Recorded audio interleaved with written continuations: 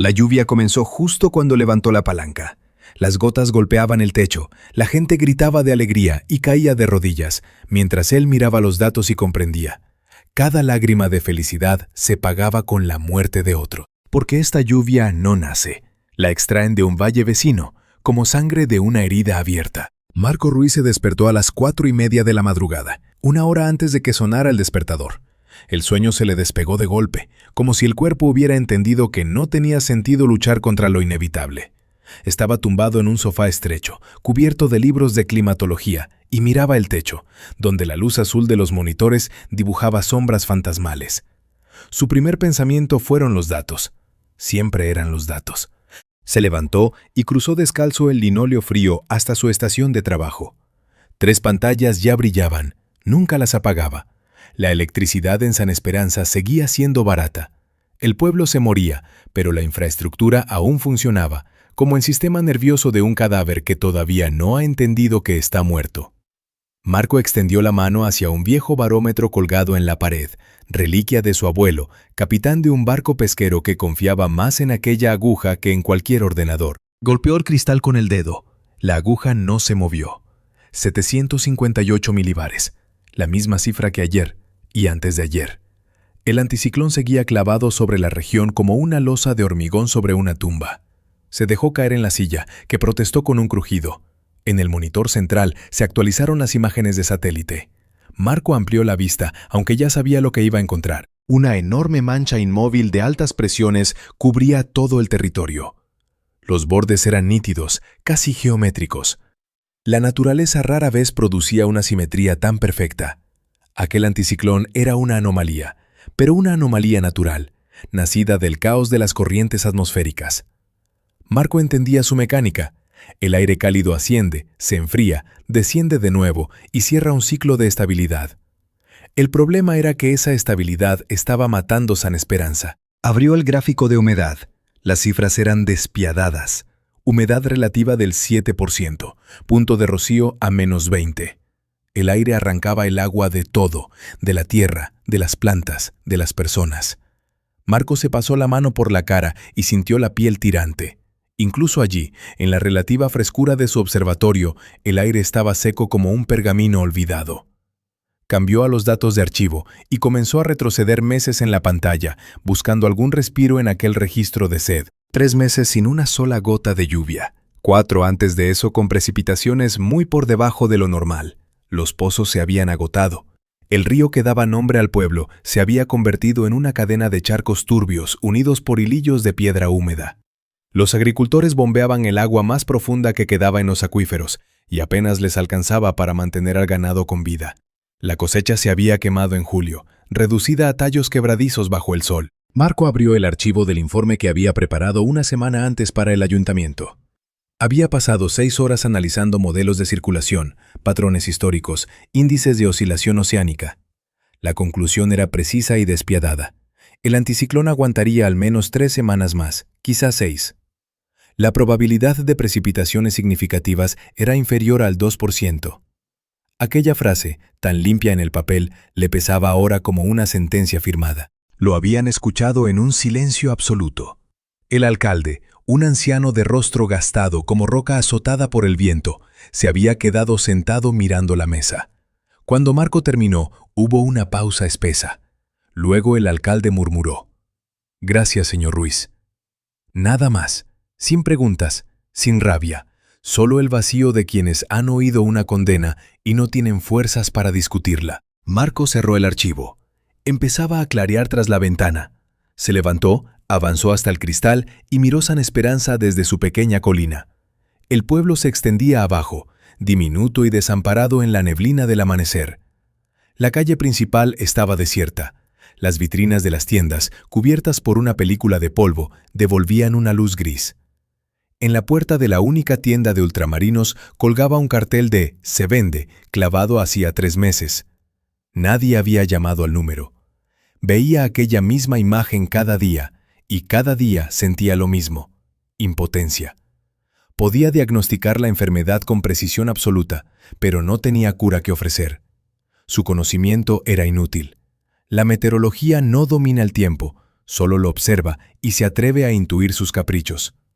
Marco era el espectador más preparado de una catástrofe que nadie quería mirar de frente. Volvió al escritorio y se sirvió café del termo.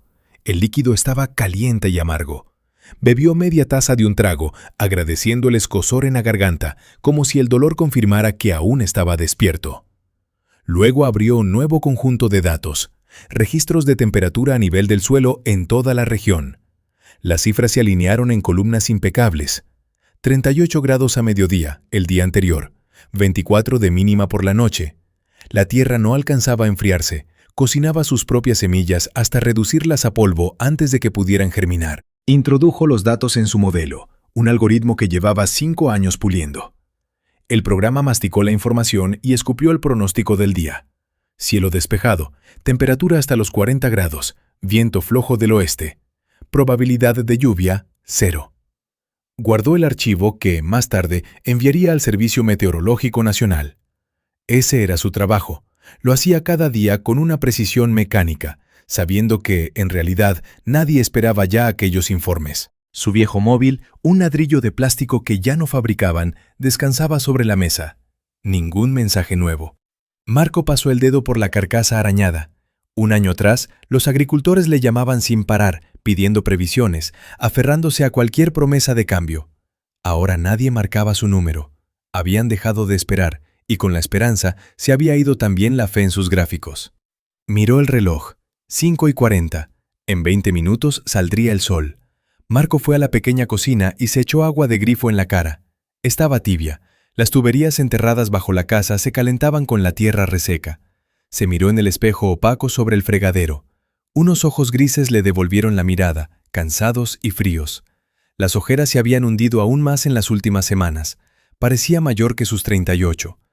Regresó a los monitores y abrió la transmisión en directo de la cámara orientada hacia la colina que dominaba el pueblo.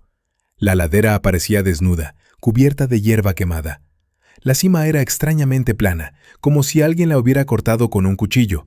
Desde allí se veía todo San Esperanza. Marco había pensado alguna vez en instalar allí una estación meteorológica auxiliar, pero nunca había pasado de la idea. Ahora la colina era solo otro trozo de tierra muerta. El ruido de un motor lo obligó a levantar la vista.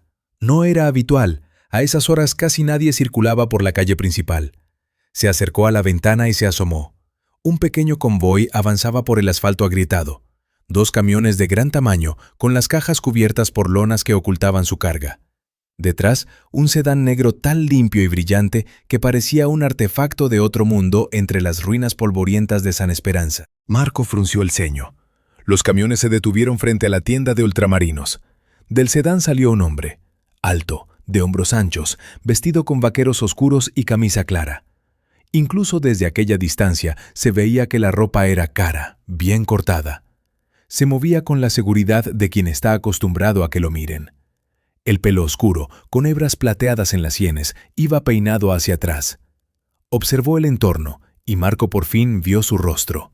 Piel tostada, rasgos definidos, los ojos ocultos tras unas gafas de sol a pesar de que el sol aún no había salido. La puerta de la tienda se abrió y apareció el alcalde. Incluso desde lo alto se notaba cómo se erguía al ver al desconocido. Se estrecharon la mano, hablaron poco.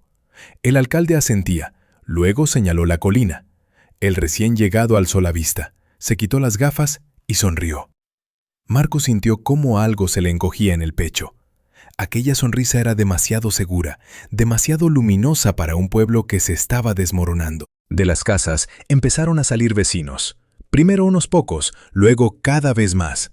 Se agruparon alrededor de los camiones, mirando al forastero con una expresión que Marco no veía desde hacía meses.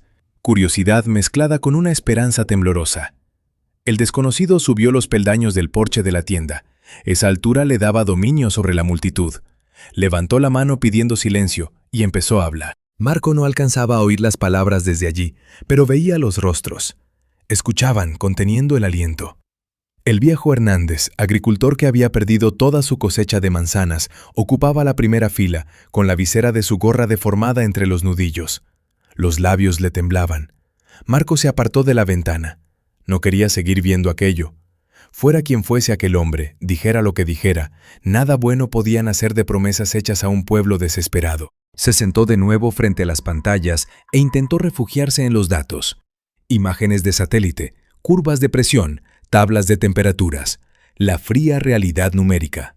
Ese era su mundo, el único lugar donde aún sentía una vaga sensación de control. Pero el rugido de los motores volvió a arrancarlo de la abstracción. Los camiones se pusieron en marcha de nuevo, giraron, encarando el camino de tierra que subía hacia la colina. Marco se levantó y volvió a la ventana. Detrás de los vehículos avanzaba una pequeña multitud, unas 20 personas, quizá más. Caminaban despacio, como en una procesión. El sedán negro cerraba la fila, reflejando el cielo descolorido en su carrocería impecable. Marco cambió la vista de la cámara a la colina y amplió la imagen. Los camiones se arrastraban por el camino polvoriento, dejando una nube gris a su paso. Al llegar a la cima, la gente empezó a descargar la mercancía, vigas metálicas, bobinas de cable de cobre, estructuras extrañas con forma de antenas, un generador. Marco observaba cómo el desconocido dirigía la descarga con gestos precisos. Su equipo, 3 hombres vestidos con ropa de faena, se movía rápido y coordinado. Los agricultores les ayudaban, cargando piezas pesadas hasta la cima. El viejo Hernández subía una viga junto a un muchacho alto. Tenía la cara enrojecida por el esfuerzo, pero sonreía. Un frío lento le recorrió el cuerpo. Aquello ya lo había visto. No allí, no en San Esperanza, pero sí en reportajes y documentales. Charlatanes que llegaban a pueblos agonizantes con promesas de milagros, máquinas para llamar a la lluvia, generadores de vibraciones, resonadores cuánticos. Todo humo envuelto en jerga técnica para engañar a quienes no distinguían correlación de causa. Regresó al ordenador y abrió el navegador. Escribió: máquinas de lluvia, generadores atmosféricos, sequía San Esperanza. Los resultados eran previsibles. Artículos sobre estafadores pseudocientíficos, investigaciones, demandas. Ni una sola tecnología realmente funcionaba. Cerró el navegador y volvió a la imagen de la colina. La estructura crecía. Un esqueleto metálico de unos 5 metros de altura, con 4 patas y un eje central. En torno a ese eje se enrollaban espiras de cable de cobre. Encima colocaban una antena parabólica. El conjunto impresionaba. Tenía apariencia científica.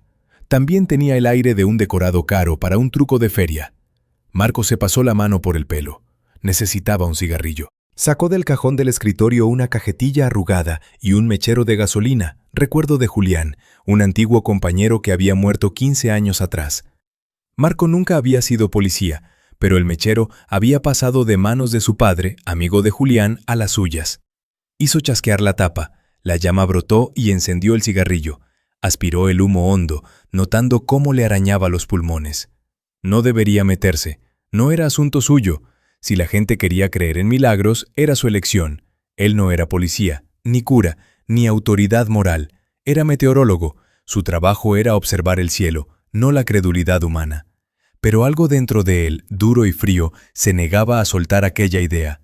Esas personas eran sus vecinos, estaban sufriendo, y alguien acababa de llegar para sacar provecho de ese sufrimiento. Aplastó la colilla en un cenicero desbordado y volvió al monitor.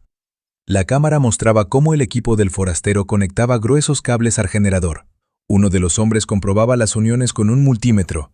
El desconocido se mantenía a un lado, con las manos en los bolsillos, observando, el rostro sereno.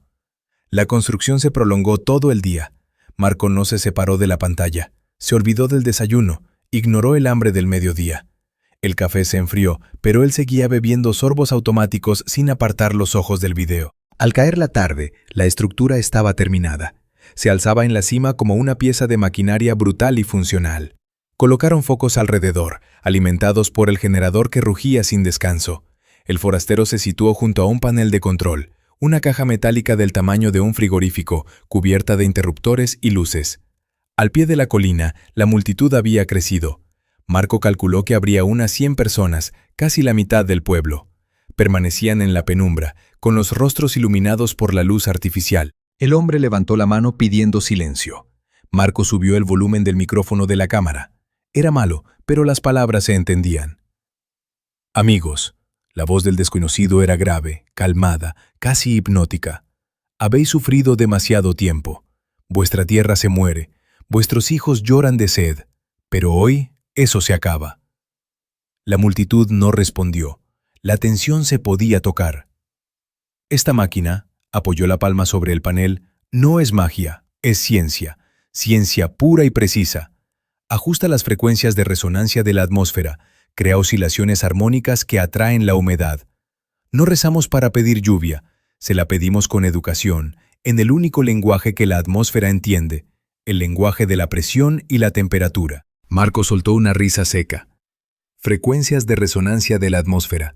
Palabras grandilocuentes sin sentido para cualquiera que hubiera estudiado física atmosférica.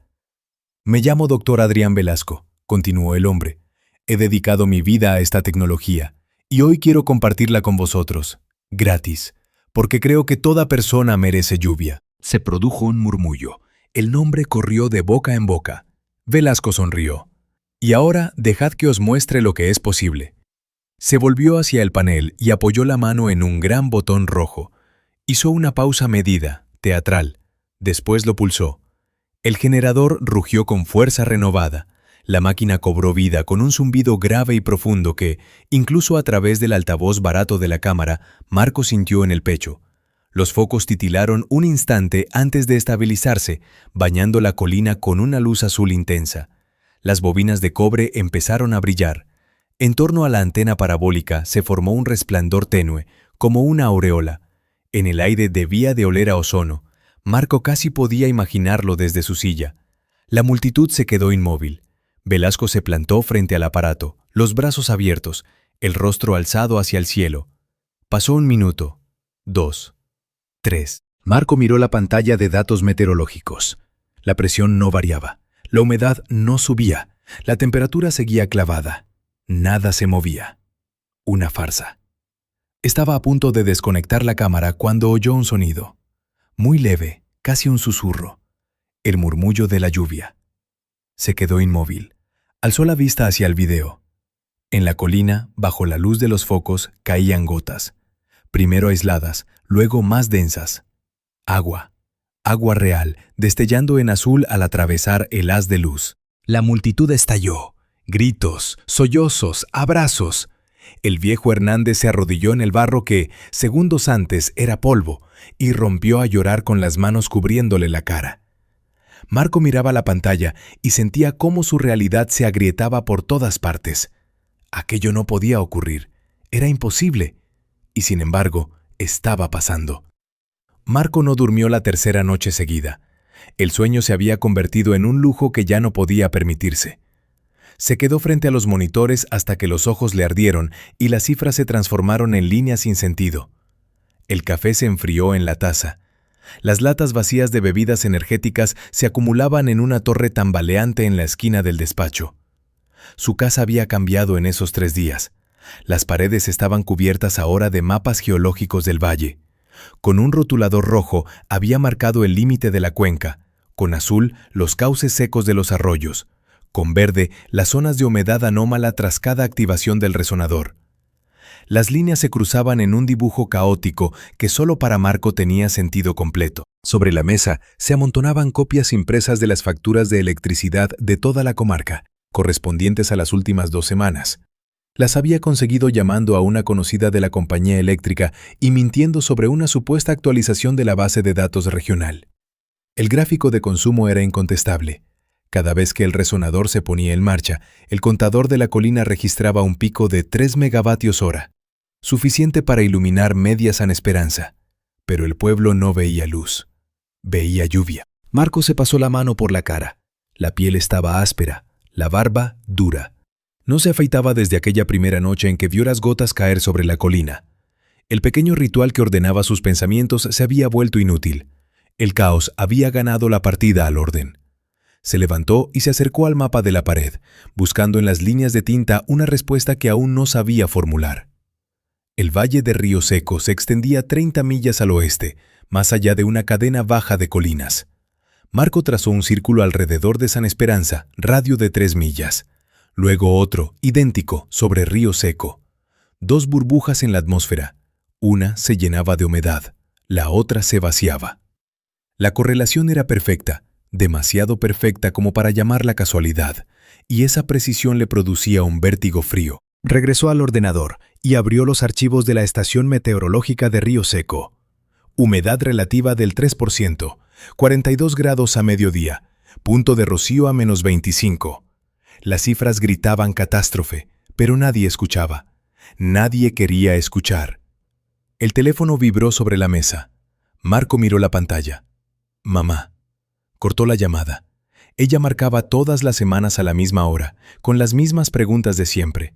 ¿Cómo está el tiempo? ¿Cómo va el trabajo? ¿Estás comiendo bien? No podía mantener ahora esa conversación. No podía fingir que su mundo no se venía abajo. Un golpe en la puerta lo hizo sobresaltarse. Se quedó inmóvil, mirando la madera. El golpe se repitió, más insistente. Marco se acercó y abrió solo lo que permitía la cadena. En el umbral estaba Tomás Jiménez, dueño de la tienda de ultramarinos. Bajo, fornido, con la cara cruzada por una red de vasos rotos. 20 años de vecindad, cervezas en el porche los jueves, conversaciones sobre el tiempo, la cosecha, el béisbol. Tomás lo miraba sin sonrisa. «Hola, Marco». «Tomás». El silencio se volvió pesado. «Mira, Tomás cambió el peso de un pie a otro. Tienes que dejarlo». «¿Dejar qué?» «De ir por ahí hablando barbaridades del doctor Velasco. La gente se agobia. Mi mujer se agobió. Ayer se echó a llorar cuando oyó lo que andas diciendo». Marco sintió los dedos clavarse en el pomo. «No digo barbaridades. Expongo hechos». «¿Qué hechos, Marco?» La voz de Tomás se endureció. «¿Que la máquina no funciona? La lluvia cae. La he visto con estos ojos. Mi césped está verde por primera vez en un año. Eso es un hecho. Llueve aquí, pero deja de llover en otra parte. Río Seco se está quedando sin nada. Velasco no crea humedad, la redistribuye». Tomás negó con la cabeza, cansado. «¿Te escuchas? Redistribuye, como si fuera un dios del clima. Es absurdo, Marco. Te lo digo con cariño. Sé que eres científico, sé que te cuesta aceptar algo que no puedes explicar. Pero a veces es mejor soltar. Dejar que la gente sea feliz. No serán felices cuando sepan la verdad». «Y no la sabrán», dijo Tomás en un tono bajo, casi rendido. «Porque no querrán saberla. ¿Lo entiendes? Les da igual tu verdad. Quieren vivir. Déjalos en paz». Se dio la vuelta y bajó por el sendero hacia la verja. Marco lo siguió con la mirada. En la valla colgaba un cartel nuevo, pintado de amarillo chillón. «Gracias, doctor Velasco, por la lluvia». Marco cerró la puerta de un golpe. El despacho del comisario Torres olía a papel viejo y café frío. Marco estaba sentado frente al escritorio macizo de roble, sobre el que reposaba una carpeta con todas sus pruebas, impresos, gráficos, mapas. 30 páginas de datos que él consideraba irrefutables. El comisario hojeó las 3 primeras páginas y dejó el resto a un lado. Se recostó en la silla y miró a Marco por encima de las gafas. «Marco». Su voz era plana, casi monótona. «Valoro tu preocupación, de verdad, pero no veo ningún delito aquí». «¿No ve delito?» Marco se inclinó hacia adelante. «Velasco manipula el tiempo a propósito, provoca sequía en una zona para traer lluvia a otra. Es un crimen ecológico». «Eso es tu teoría». Torres cruzó los brazos. «¿Tienes pruebas de que lo hace con intención? ¿Testigos? ¿Confesiones?» «Tengo datos». «Los datos no son el Código Penal. Necesito hechos, infracciones concretas». «¿Infracciones concretas?» Marco notó cómo le subía el tono y respiró hondo. «Muy bien. Uso ilegal de un dispositivo que altera el medio ambiente sin permisos. Daños a los ecosistemas del distrito vecino. Estafa, si contamos que promete algo que no puede controlar». Torres soltó un suspiro. «Escúchame bien, Marco. El doctor Velasco vino a San Esperanza invitado por el alcalde. Su máquina está avalada por el Consejo Municipal. No cobra, no pide nada. La lluvia cae, la gente está feliz. ¿Dónde está el delito? La gente no entiende las consecuencias». «Entonces explícaselas». Torres se encogió de hombros. «Pero no vengas a mi oficina con esto. No tengo recursos ni motivos para investigar al hombre que, según todos aquí, ha salvado el pueblo». Marco lo sostuvo la mirada. En los ojos del comisario no había hostilidad, solo una fatiga resignada. Torres no creía en el resonador, pero tampoco pensaba enfrentarse a él. «Así que va a mirar hacia otro lado». «Voy a hacer mi trabajo», respondió Torres con una firmeza cortante. «Y mi trabajo es mantener el orden en San Esperanza. Ahora mismo lo hay. Por primera vez en un año. No me obligues a romperlo». Marco se levantó y recogió la carpeta. Cuando Río Seco se convierta en desierto, acuérdese de esta conversación. Si eso pasa, dijo Torres con calma, será problema del comisario de allí, no mío. Esa tarde, Marco salió a la calle principal. Necesitaba pilas nuevas para la linterna. Planeaba otra incursión nocturna a la colina del Resonador. La calle había cambiado. De las fachadas colgaban guirnaldas de bombillas, aunque la fiesta de la cosecha quedaba aún a 3 semanas. La gente ocupaba los bancos, charlando y riendo.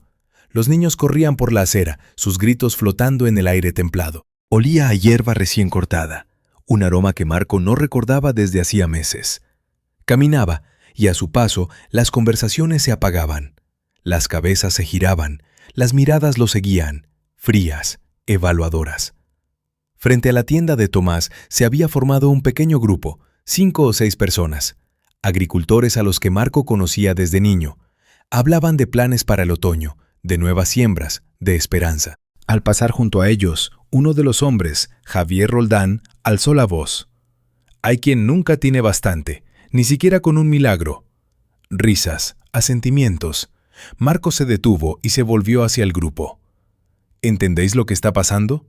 Velasco no hace milagros. Está robando humedad del valle de Río Seco. Allí se mueren de sed mientras vosotros regáis el jardín. Río Seco no es asunto nuestro. Roldán cruzó los brazos. Nosotros cuidamos de los nuestros. Hoy es Río Seco, mañana seremos nosotros. Esta tecnología es inestable. Cuando se descontrole. ¿Cuándo? Lo interrumpió una mujer, María Contreras. Siempre hablas de lo que podría pasar, y el doctor Velasco hace lo que ya está pasando. Llueve. Mi hija sonríe por primera vez en meses. Esa es la realidad, Marco, no tus gráficos. Abrió la boca para responder, pero las palabras se quedaron atrapadas. Lo miraban con una expresión peor que el enfado. Lástima. Pobrecito Marco Ruiz, incapaz de aceptar la felicidad ajena. Se dio la vuelta y siguió caminando. A su espalda alguien comentó. Que el doctor Velasco le eche una mano. A lo mejor la máquina también cura la cabezonería. Risas. No crueles, pero sí burlonas. Marco aceleró el paso. La noche estaba sin duna, perfecta para lo que tenía en mente. Avanzaba por la ladera de la colina pegado a las sombras. En la mochila tintineaban herramientas, destornilladores, alicates, un multímetro. No era un experto en forzar cerraduras, pero su conocimiento de electrónica bastaría, se decía, para abrir cualquier panel de servicio. El resonador vibraba con un zumbido grave que le atravesaba los huesos. Los focos bañaban la máquina con un resplandor azul, pero más allá del círculo de luz todo era oscuridad. Esperó hasta que sus ojos se adaptaron y se deslizó hacia la base de la estructura. El metal estaba tibio al tacto. La vibración se transmitía por las vigas, adormeciendo los dedos. Marco rodeó el armazón, palpando la superficie. Casi todo el cuerpo era una pieza continua, soldada con planchas gruesas. En el lado norte, oculto desde el camino principal, encontró una unión distinta. Sacó la linterna y enfocó el punto. Era una tapa del tamaño de la puerta de un armario, encajada a ras en el chasis. El metal era otro, más oscuro y mate, sin logos de fábrica, solo un cierre. Marco se agachó para inspeccionarlo. No era un candado industrial al uso, un disco numerado, 6 cifras, 10.000 combinaciones posibles. Deslizó los dedos por la superficie fría. ¿Por qué proteger un panel de servicio con una combinación? ¿Qué ocultaba? Probó los códigos obvios. 000000, 123 45 6. El mecanismo ni se inmutó. Sacó de la mochila un estetoscopio, el mismo que utilizaba para escuchar vibraciones en los equipos de la estación.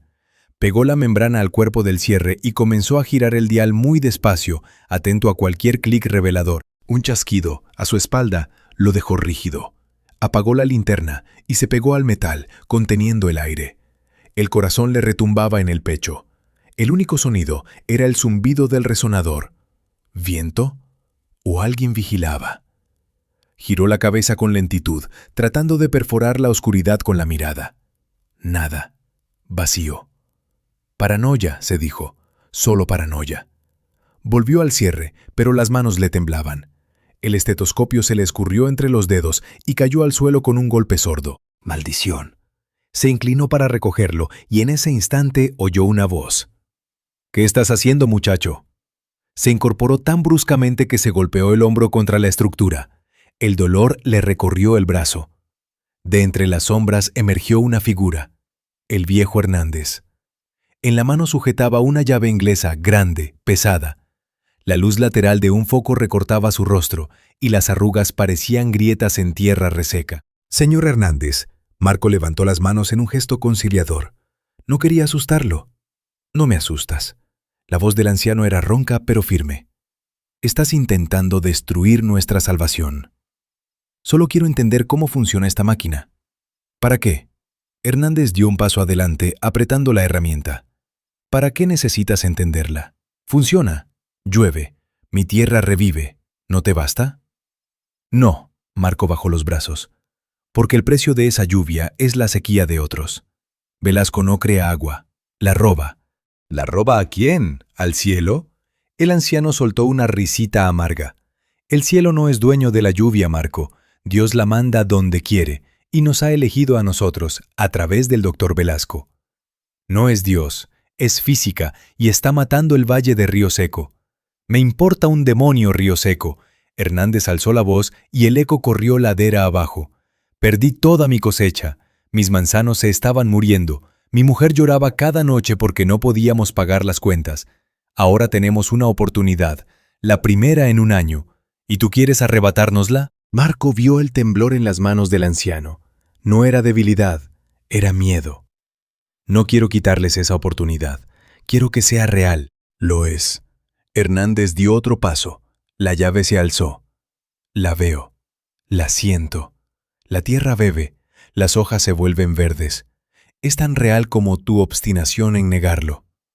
«Señor Hernández, por favor». El anciano lanzó el golpe. El movimiento fue lento, predecible. Marco se apartó sin esfuerzo. La inercia hizo que Hernández perdiera el equilibrio. Marco lo sujetó por los hombros, girándolo, y lo empujó. No con fuerza, pero sí lo bastante como para que cayera al suelo. La llave rebotó y desapareció en la oscuridad con un chirrido metálico. Hernández quedó sentado, respirando con dificultad. Lo miró desde abajo y en sus ojos no había ira, sino terror. «No nos lo vas a quitar», susurró. «No te dejaremos». Marco lo contempló de pie y de repente se sintió asqueado de sí mismo. Acababa de empujar a un hombre de 70 años. No defendía una máquina, sino su última esperanza. «Lo siento», murmuró. «No quería». «Vete». Hernández cerró los ojos. Sus labios se movieron en silencio, formando una oración. «Vete antes de que llame a los demás. Vete, hereje». Marco retrocedió un paso. Luego se dio la vuelta y bajó la colina sin mirar atrás, dejando al anciano rezar frente a la máquina que zumbaba en la noche. La mañana empezó con un anuncio. Marco lo escuchó en la radio mientras preparaba otra taza de café. El locutor hablaba exaltado, como si narrara una victoria histórica. «El doctor Adrián Velasco ha anunciado el gran aguacero de bendición, con motivo de la fiesta de la cosecha. El evento tendrá lugar dentro de 3 semanas, el primer sábado de octubre. Se invita a todos los vecinos a reunirse en la Plaza Mayor para presenciar este momento histórico. El doctor Velasco promete que la lluvia superará todas las sesiones anteriores y se convertirá en símbolo del renacimiento de San Esperanza». Marco apagó la radio de golpe. «Gran aguacero de bendición». Palabras hermosas para nombrar una catástrofe ecológica. Marco volvió al ordenador y abrió su modelo climático. Introdujo los parámetros: duración de 6 horas, intensidad de 50 milímetros por hora. El programa procesó los datos y escupió una respuesta que le heló la sangre. Para provocar un aguacero así, habría que extraer de la atmósfera un volumen de humedad descomunal. El radio de influencia se ampliaría hasta 80 kilómetros. Todo el valle de Río Seco quedaría atrapado en una zona de desecación absoluta. Marco hizo descender la pantalla. El modelo mostraba un efecto en cadena. La humedad relativa caería a 0. La vegetación empezaría a marchitarse en cuestión de horas. Los arroyos desaparecerían. Los bosques se convertirían en pólvora a la espera de una chispa. En un mes, el valle de Río Seco sería un terreno muerto. En un año, un desierto. Se recostó en la silla, con la mirada clavada en el mapa. Velasco estaba dispuesto a sacrificar todo un valle por una fiesta, y nadie, excepto Marco, alcanzaba a verlo. Dirigió los ojos al teléfono. Podía llamar a la Agencia Federal de Medio Ambiente, presentar una denuncia formal. Semanas de espera, informes, comisiones. No tenía semanas. El Valle tampoco. Podía conducir hasta Río Seco y advertirlos en persona. ¿Y qué les diría? ¿Que una máquina invisible, 30 millas más allá, les estaba robando la lluvia? No le creerían, igual que no le habían creído en San Esperanza. Marco se frotó la cara, la barba le pinchó las palmas. Al mirarse en el espejo sobre el fregadero, vio a un desconocido. Ojos hundidos, piel pálida, el rostro de alguien que ya no dormía, ni comía, ni vivía. Solo acumulaba pruebas que nadie quería. Regresó al mapa de la pared. San Esperanza, Río Seco, 2 puntos unidos por un hilo invisible de culpa. El teléfono volvió a vibrar. Mamá. Tercera llamada del día. Marco descolgó. Hola, mamá. Marco, por fin. Estaba preocupada. No contestas nunca. Perdona, hay mucho trabajo. ¿Qué tal el tiempo? Lo preguntaba siempre, tributo a su oficio.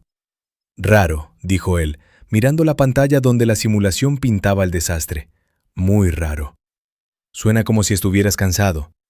En su voz se coló una nota de alarma. ¿Estás bien? ¿Seguro que no necesitas unos días? Podrías venir a Valparaíso. Lluvia, océano. Te encantaba ver las tormentas desde el muelle, ¿te acuerdas? Lluvia, océano. Fuerzas que nadie podía controlar ni robar. Un mundo en el que la física aún seguía sus reglas. Me acuerdo, respondió Marco, pero ahora no puedo. Aquí está ocurriendo algo importante. ¿Algo malo? No lo sé, admitió. Puede. Hubo una pausa. Escuchó su respiración al otro lado de la línea. Ten cuidado, hijo, por favor. Lo tendré. Colgó y miró el calendario. 3 semanas para el gran aguacero de bendición. 3 semanas para la catástrofe. Ya no tenía tiempo para convencer a nadie, ni para esperar que el sistema reaccionara. Abrió el cajón del escritorio y sacó una libreta. Empezó a escribir un plan.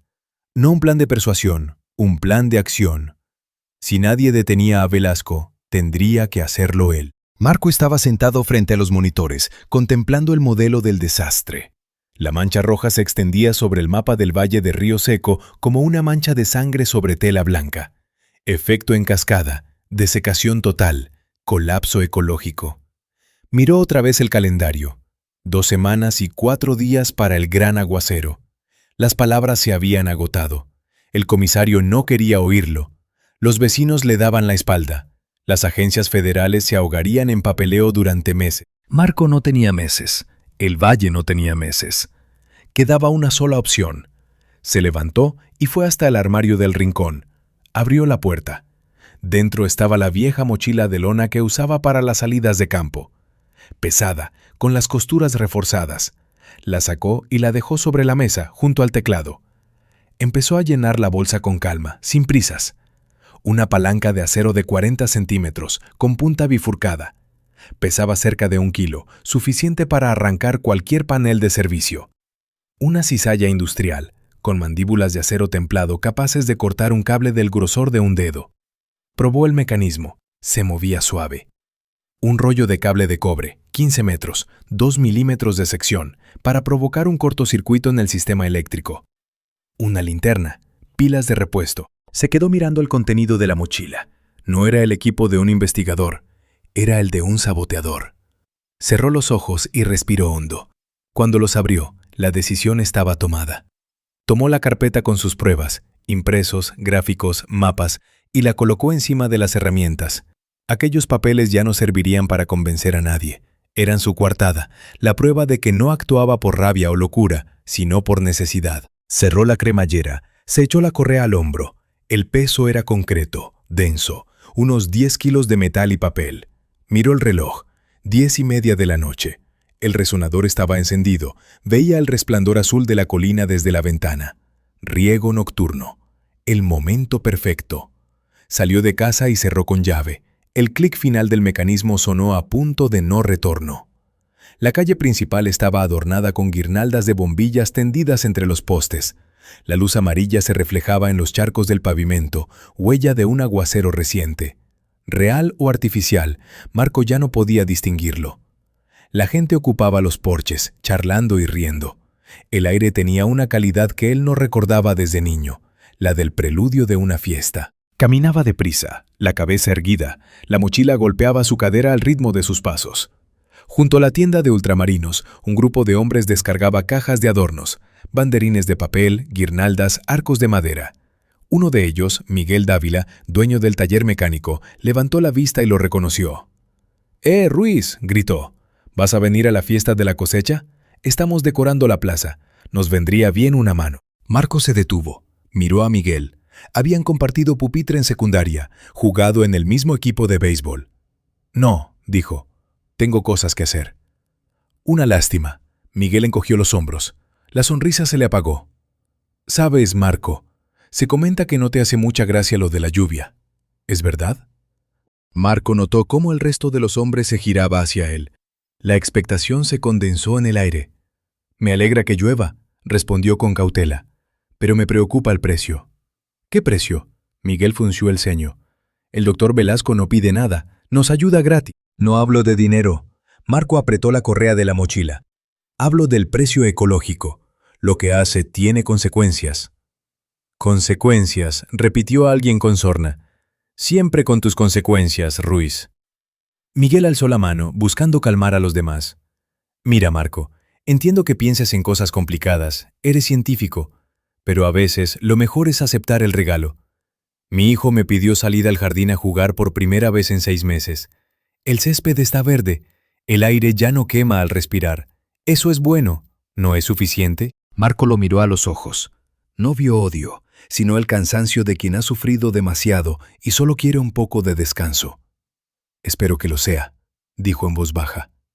Siguió su camino. A su espalda, la conversación continuó, más apagada, más cautelosa. Más adelante, junto a la fuente de la plaza, vio a un grupo de niños. Serían 8 o 9.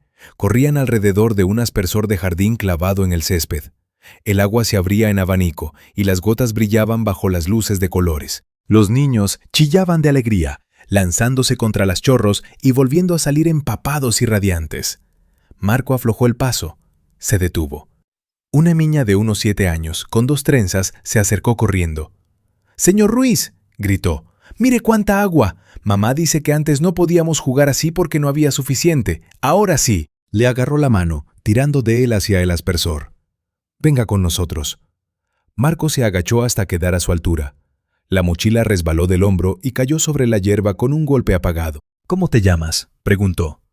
«Emma», respondió ella, sonriendo y enseñando un hueco donde faltaba un diente. «Emma», repitió él.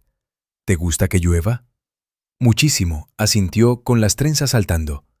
«Ahora habrá fiesta y el doctor Velasco hará un aguacero gigante y todos los árboles se pondrán verdes». Marco miró su cara. Una alegría limpia, sin sombra, de niña que ignora la complejidad del mundo. «Eso está bien», dijo. «¿Vendrá a la fiesta?», insistió Emma. «¿Habrá pastel?».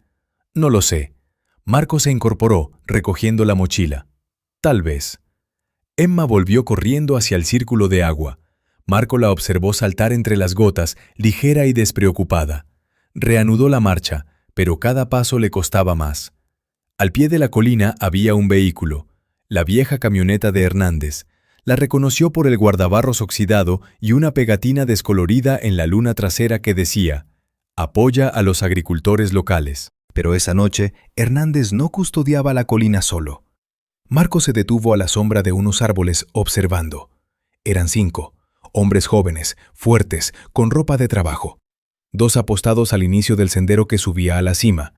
Otros 2 patrullaban el perímetro, dando vueltas lentas. El quinto estaba sentado en una silla plegable junto al camión, con un walkie-talkie en la mano. La vigilancia estaba organizada, profesional. Marco se agachó, ocultándose detrás de un tronco. Sacó los prismáticos de la mochila y se los llevó a los ojos. Estaban armados. No con pistolas, pero sí con porras, linternas, radios. Se comunicaban en frases cortas, ajustando sus posiciones. Alguien los había entrenado. Forzar la entrada a golpes era imposible. Bajó los prismáticos y alzó la vista hacia la cima. El resonador rugía y su resplandor azul teñía el cielo nocturno. Tenía que llegar hasta allí, fuera como fuera. Rodeó la colina pegado a la oscuridad.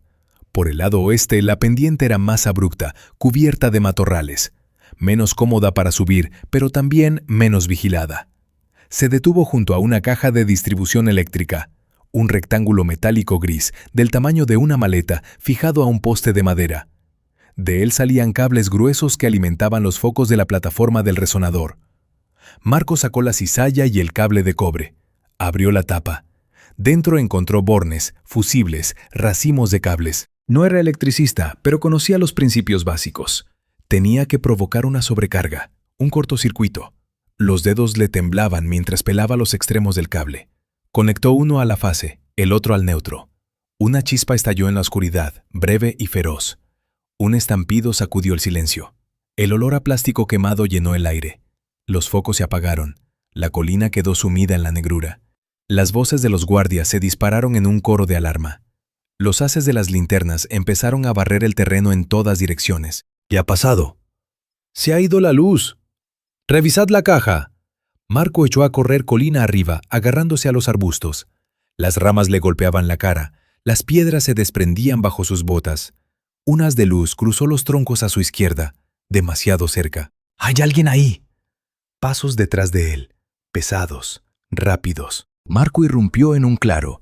La caseta de control estaba a unos 50 metros.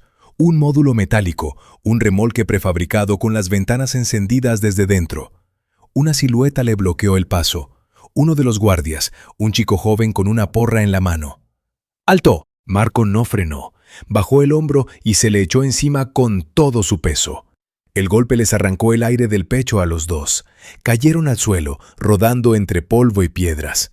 El guardia era más fuerte, más joven. Su mano le atrapó la garganta, apretando. Marco tanteó el suelo, encontró una piedra del tamaño de un puño y la descargó contra la sien del chico. No fue un golpe brutal, pero bastó para que la presa se aflojara. Se zafó, se puso en pie y salió disparado hacia el módulo. La porra silbó junto a su cabeza y falló por centímetros. La puerta de la caseta no estaba cerrada. Marco la abrió de un tirón y se coló dentro. El aire olía a café rancio, sudor y ozono. El espacio estrecho estaba abarrotado de equipos, monitores, paneles de control, cables que se arrastraban por el suelo como entrañas de un monstruo electrónico. Frente a la mesa estaba Adrián Velasco. No se volvió cuando Marco entró. Seguía mirando fijamente la pantalla, iluminado por la luz mortecina de los datos. Marco se acercó al escritorio. La mochila resbaló de su hombro. La abrió, sacó la carpeta con sus pruebas y la lanzó sobre el panel de mandos. Las hojas se esparcieron, cubriendo teclado, ratón, indicadores. Gráficos de humedad, mapas del valle, cálculos de consumo eléctrico. Se acabó el juego, Velasco. Su voz salió ronca por la carrera y la adrenalina. Lo sé todo. Tu engaño ha quedado al descubierto. Apaga esta máquina antes de que destruya todo el valle. Velasco levantó la cabeza despacio. Lo miró. En sus ojos no había miedo ni rabia, solo cansancio. Un cansancio profundo, mortal, absoluto. No parecía un delincuente acorralado. Parecía un hombre aplastado por un peso imposible de compartir. No entiendes nada, dijo en voz baja. Entiendo lo suficiente. Marco señaló los papeles desperdigados. Río Seco se está secando. Estás robándoles la lluvia. Desvías la humedad hacia San Esperanza. Tu gran aguacero va a arrasar el ecosistema del valle. Es un crimen ecológico. Velasco no respondió enseguida. Giró hacia uno de los monitores, el principal, y con unos toques en el teclado cambió la imagen. Mira, ordenó. Marco dio un paso y clavó los ojos en la pantalla. Un mapa meteorológico de alta resolución, con presión y temperatura en falsos colores. Sobre el valle de Río Seco giraba un monstruo. Un huracán. Marco se quedó inmóvil. Su mente se negaba a aceptar aquello. La estructura en espiral era perfecta. El ojo, un círculo oscuro en el centro. A su alrededor, bandas de nubes coloreadas en rojos y negros que indicaban presiones extremas y vientos desatados. Las cifras parpadeaban en la parte inferior. Diámetro, 240 kilómetros. Velocidad del viento en el núcleo, 280 kilómetros por hora. Categoría, 5. Trayectoria prevista, Valle de Río Seco y después San Esperanza. «No les robo la lluvia, idiota». La voz de Velasco era casi un susurro, pero dentro traía acero. «Les robo el huracán». Marco no podía apartar la vista del monitor. Es imposible. Los huracanes no se forman sobre tierra firme. Necesitan océano, agua caliente. No. Velasco señaló otro monitor con gráficos de temperatura y humedad. Es una anomalía, una convergencia única de condiciones. Un frente cálido que sube del sur, otro frío que baja del norte, chocando justo sobre la sierra. Humedad atrapada en el valle. El tormentón perfecto. Lleva 3 meses gestándose. ¿3 meses? Repitió Marco. Exacto, el mismo tiempo que llevo aquí. Velasco lo miró. Mi modelo lo predijo medio año antes. Intenté avisar a la agencia meteorológica, a emergencias. No hicieron caso.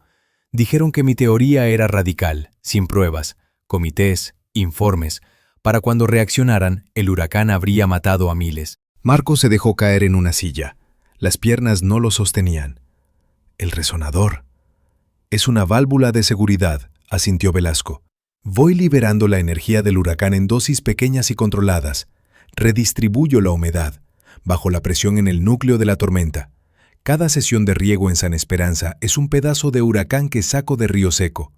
Sin eso, en 2 semanas el sistema alcanzaría su fuerza máxima y borraría del mapa a los 2 pueblos. Marco miró su mochila. El hierro de la palanca asomaba entre los cables y la cizalla. Herramientas de destrucción. Había venido a romper la máquina, a parar el resonador, a detener el crimen. Estaba a un paso de convertirse en asesino de masas. ¿Por qué no se lo dijiste a nadie? Su voz sonó apagada. ¿Por qué esa farsa del milagro de la lluvia? Porque la verdad solo traería pánico. Velasco se frotó la cara, exhausto.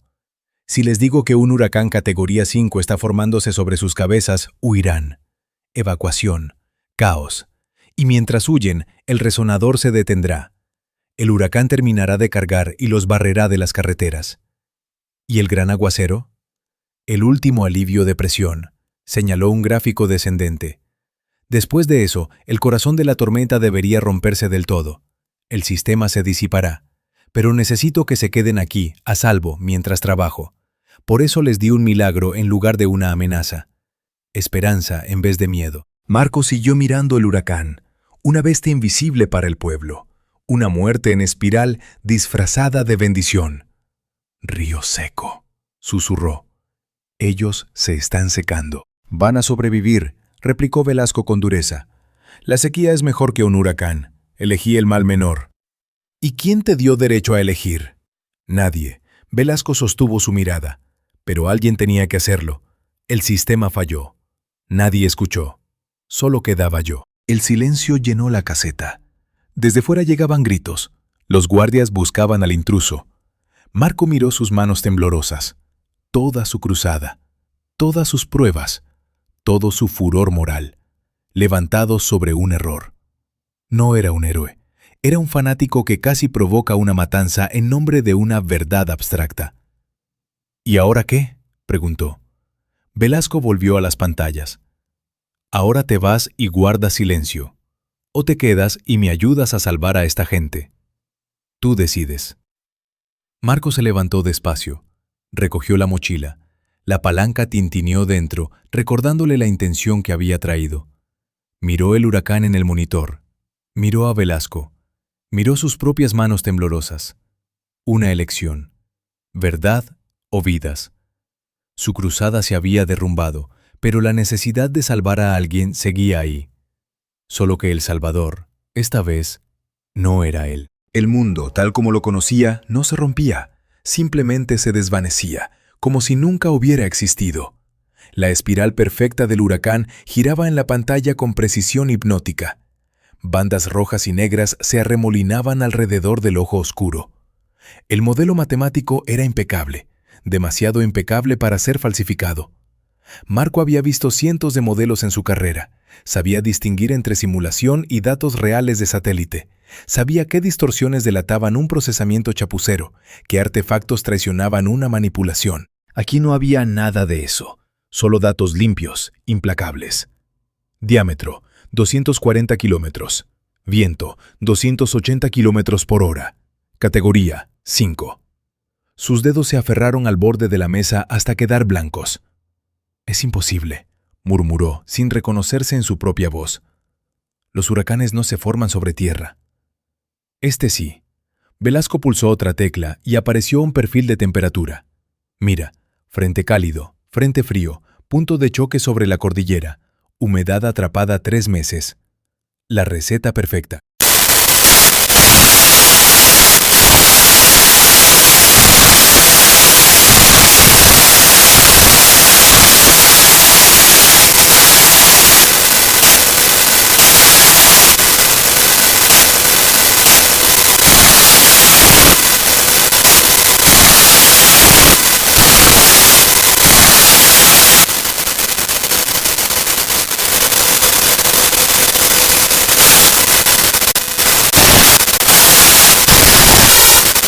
¿Cuánto falta para que golpee? Lo cortó Marco. Velasco consultó la pantalla central. Con la trayectoria actual, 12 días. Si sigo aliviando presión, 18. 20 con suerte. ¿Y el gran aguacero? El último disparo, respondió cansado. Máxima potencia, 6 horas seguidas. Después, el núcleo debería colapsar. Marco retrocedió. El pie chocó con la mochila. El tintineo de metal dentro sonó como una burla. Había venido a detener a un criminal y estuvo a punto de serlo. ¿Por qué no les contaste la verdad? ¿Que se está gestando un huracán categoría 5 encima de ellos? Velasco soltó una risa breve, rota. Imagínate, pánico, coches atascados, carreteras llenas y el resonador apagado. El monstruo terminaría de formarse mientras corren. No llegarían lejos. Habían muerto en las cunetas, en coches volcados, en moteles baratos a medio camino. Cientos. Miles. Les di un milagro en vez de una catástrofe, dijo Velasco con voz áspera. Les di esperanza en lugar de miedo y una oportunidad de seguir vivos. Marco volvió la vista al monitor, a la criatura en rotación, invisible para la ciudad que dormía valle abajo. Su cruzada, meses de indagaciones, su furia justa. Todo estaba construido sobre un error. Peor aún, sobre información incompleta. El pecado mortal para un científico. Las piernas se le doblaron y se dejó caer en la silla. ¿Y ahora qué?, susurró. Velasco giró de nuevo hacia las pantallas. Ahora te vas, dijo, o te quedas y ayudas. Tú eliges. El silencio llenó la caseta. Fuera, las voces de los guardias seguían buscándole entre la oscuridad. Marco miró sus manos temblorosas. Sus ojos saltaban de un monitor a otro, esquivando el centro donde giraba el huracán, refugiándose en columnas de cifras, telemetría, humedad por capas, gradientes de temperatura.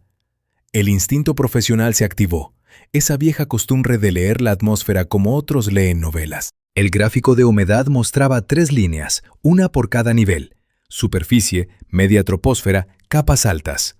Marco frunció el ceño. Las curvas no iban acompasadas. Las oscilaciones de la línea superior se adelantaban a las de la intermedia, y esa, a su vez, a la de superficie.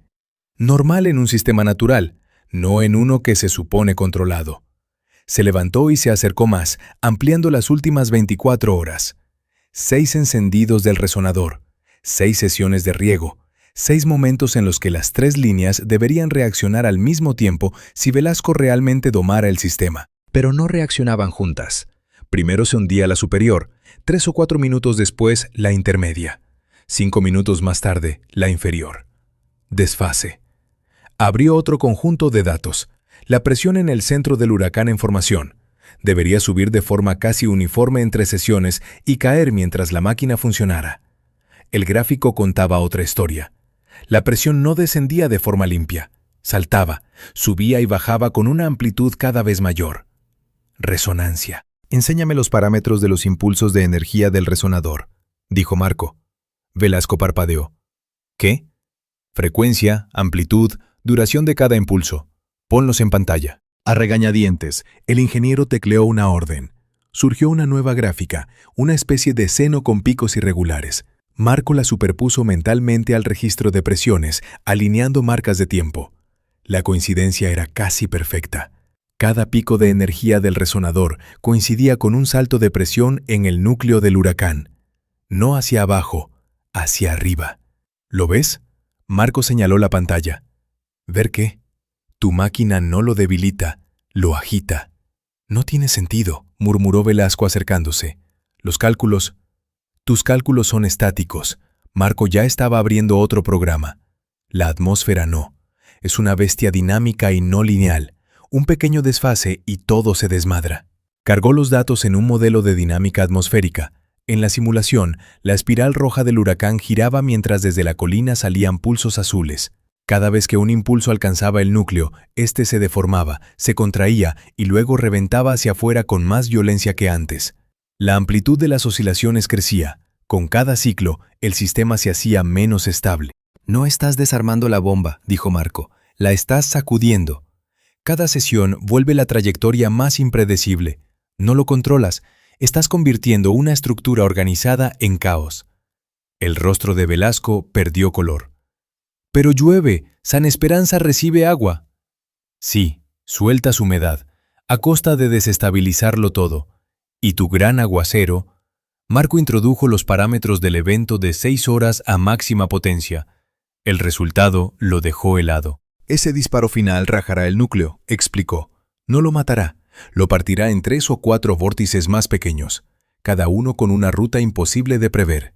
Uno puede ir a Río Seco, otro aquí, otro, quién sabe. O disolverse. Velasco le agarró el hombro. Mira las probabilidades, puede disiparse. Marco bajó la vista a los números. Probabilidad de disipación completa, 23%. Probabilidad de fragmentación en tormentas menores, 77%. De estas, más de la mitad con impacto directo en zonas habitadas. No es un margen, dijo. Es una ruleta. ¿Y si apago el resonador ahora mismo? La voz de Velasco se quebró. Si dejo de tocar nada. Marco lanzó una nueva simulación, esta vez sin interferencias. La trayectoria regresó a su curso original, directo hacia el valle de Río Seco. Tiempo estimado hasta el impacto, 9 días. Daño previsto, total. Si paras, concluyó, el huracán sigue el camino que tenía al principio, arrasará el valle. ¿Y si continúo? Obtienes caos, respondió Marco. Varios huracanes más pequeños que pueden caer en cualquier sitio. Velasco se cubrió la cara con las manos. Entonces ya lo he echado todo a perder. Has intentado lo imposible, dijo Marco. Domar un huracán. La naturaleza no se doma, uno la observa y se aparta. No puedo simplemente... Puedes, lo interrumpió, y debes. Fue hasta la mochila, sacó la palanca. El metal, frío y pesado, se ajustó a su mano. ¿Qué vas a hacer?, preguntó Velasco con la voz hecha jirones. Elegir el mal menor, respondió Marco, avanzando hacia el bloque de alimentación. Si sigues, habrá caos y muertos por todas partes. Si paras, el golpe será único, previsible. De Río Seco sí se puede evacuar gente. Del caos, no. No entiendes, Velasco le cortó el paso. Me ha costado años llegar hasta aquí. Todo lo que soy está en esta máquina. Es mi última oportunidad de demostrar... ¿A quién?, lo clavó Marco. ¿A tus colegas? ¿A tu orgullo? Velasco retrocedió como si lo hubiera abofeteado. No tienes ni idea de quién soy. Tengo una idea bastante buena, contestó Marco. Tú ves una misión, yo veo números, y los números dicen que tu misión va a matar a quienes quieres salvar. Lo apartó de un empujón seco, sin violencia gratuita. Se plantó frente al panel, localizó el bloque principal del que salían los cables gruesos hacia la colina. Alzó la palanca. «No lo hagas», suplicó Velasco. «Te lo ruego». La herramienta quedó suspendida. Un golpe, una decisión. Parar la máquina significaba firmar la sentencia de Río Seco y a la vez darle a San Esperanza una vía de escape del caos. Dejarla funcionar significaba apostar por un 23% de esperanza y un 77% de ruina. 23 contra 77. Probabilidades contra fe. Marco dejó caer la palanca. El impacto reventó plástico y placas de circuito. Una lluvia de chispas llenó la caseta. El olor a aislante quemado se mezcló con el de ozono. Golpeó de nuevo, otra vez, hasta que el monitor principal se apagó y afuera el zumbido del resonador murió en un quejido metálico. El silencio cayó de golpe. Soltó la palanca, que se estrelló contra el suelo. Velasco permanecía apoyado en la pared, ojos cerrados, labios moviéndose en un murmullo inaudible. «Ahora tengo que avisarles», dijo Marco. «Tenemos 9 días para vaciar el valle». Salió al exterior y se lanzó cuesta abajo. Las ramas lo arañaban, las piedras se deslizaban bajo sus pies. Solo pensaba en una cosa: advertir. La plaza apareció frente a él, llena de luces y gente. Un centenar, quizá más. Casi todo el pueblo. Habían venido a celebrar, a dar gracias por el milagro. Marco irrumpió bajo las guirnaldas. Abrió la boca para gritar. Entonces, una gota fría le golpeó la frente. Otra le resbaló por la mejilla. Una tercera le mojó la mano. En la multitud, las cabezas se alzaron, dedos extendidos hacia el cielo. La lluvia empezó a caer. Verdadera, natural, sin ayuda de máquinas ni huracanes. Un frente otoñal que los servicios meteorológicos habían anunciado 3 días antes. Un aguacero cualquiera que pasaría de largo al amanecer. La plaza estalló en vítores. ¡Un milagro! ¡El doctor Velasco lo ha logrado! ¡Lluvia! ¡Lluvia de verdad! Marco intentó imponerse al clamor. «Escuchadme, esto no es Velasco. Sobre Río Seco se está formando un huracán. Tenéis que...» Su voz se perdió entre el rumor del agua y los gritos de alegría. Desde la colina descendía una figura, Adrián Velasco. Bajaba despacio, aplastado. El pueblo lo vio y corrió hacia él. «Doctor Velasco, nos ha salvado. Gracias, gracias». Manos que lo tocaban, que lo llevaban en volandas. Sus ojos encontraron a Marco a través de la marea humana. No había triunfo en ellos, solo agotamiento y una amarga lucidez. Marco se volvió hacia el primero que tuvo cerca, Miguel Dávila. «Miguel, escucha, he parado el resonador porque...» «¿Qué has hecho?» Miguel retrocedió incrédulo. «¿Has roto la máquina del doctor?» «Sí, pero... ha querido matarnos el milagro», bramó alguien. «¡Hereje! ¡Lunático!» El círculo alrededor de Marco se abrió, pero no para dejarle escapar, sino para señalarlo. Rostros cargados de algo peor que rabia, desprecio, repulsión, compasión condescendiente. El viejo Hernández se abrió paso. El agua le surcaba la cara, mezclada con lágrimas. «Has intentado robarnos la esperanza, Ruiz», dijo temblando. «Pero Dios es más fuerte que tu incredulidad. Nos ha mandado la lluvia a pesar de ti». «No es Dios», respondió Marco, ahogándose en su propia urgencia. «Es un frente frío, un cambio de tiempo normal, y sobre Río Seco». «¡Cállate!», gritó María Contreras. «Cállate con tus fórmulas. Estamos viendo el milagro». Marco miró a la multitud, a los rostros deformados por el fervor, a Velasco, alzado como un santo entre brazos exaltados, a la lluvia que limpiaba el polvo de las fachadas. Ninguna gota alcanzaba la mentira pegada a sus corazones. Abrió la boca y volvió a cerrarla. Ya no quedaban palabras con peso. El comisario Torres se acercó y le puso una mano en el hombro, sin esposas, casi con ternura. «Vamos, Ruiz», murmuró, «aquí ya no hay nada para ti». Marco se dejó llevar hasta el borde de la plaza. Se detuvieron bajo el alero de una tienda abandonada. La lluvia repiqueteaba sobre la chapa. La multitud coreaba el nombre de Velasco. «¿Querías lluvia?», dijo Torres mirando la celebración. «Ahí la tienes». Marco levantó la vista hacia el cielo oscuro. Las nubes habían traído salvación para unos y una condena silenciosa para él.